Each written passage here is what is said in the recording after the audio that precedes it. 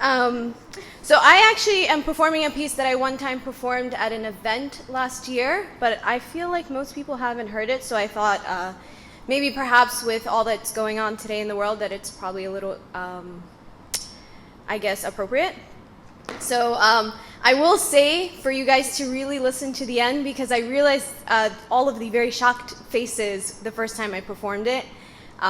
So I would gladly suggest waiting to the very end before we all jump into crazy conclusions. Okay. Disclaimers. So this piece is called Henry. Has anyone ever heard this piece before? Awesome, great. Except for my brother and Lulu, one of my really good friends. Okay, awesome. Thanks. Okay, so this piece is called Henry. His name is Henry. I remember repeating it under still breaths and long stares. His name is Henry. I repeat it so often now than I ever did before, as if he holds more value today because his existence is how I combat the confusion that ultimately led to this delusion that we weren't created into tribes so that we may know one another. No.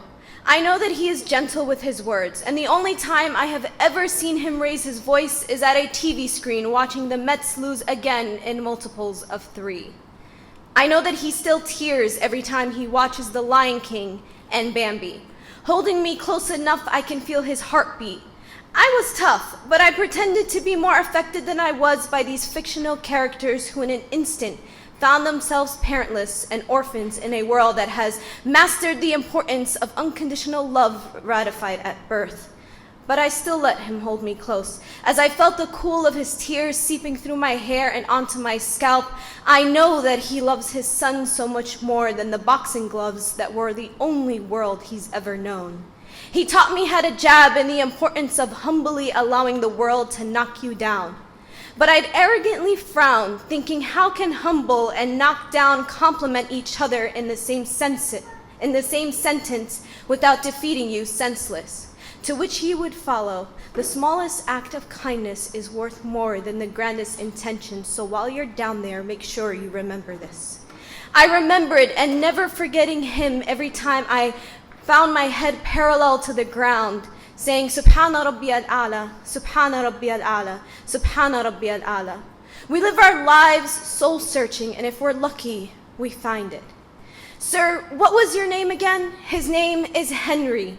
I would quickly reply, unsure as to why people found this odd, as he grabbed my hand, skin to skin, mine 4 shades darker in comparison, his arms covered with tattoos of legendary Italian poets who wrote the blues, dedicated to the men who choose choices. He swore by his life that we always had a will to choose, and that we are only defined by the way we defy the choices that cause us to divide. So when you do, make sure you decide on the basis of truth. So listen good, for this one is for you. A public service announcement: everything in this life is a test, graded by your intentions, but act quick, for this life is as long as the distance of 2.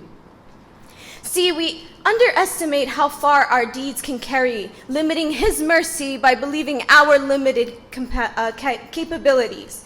His name was Henry. And I wish he can see the woman I'm becoming, the product of his compassion and the daughter of a once orphan, his son and my father.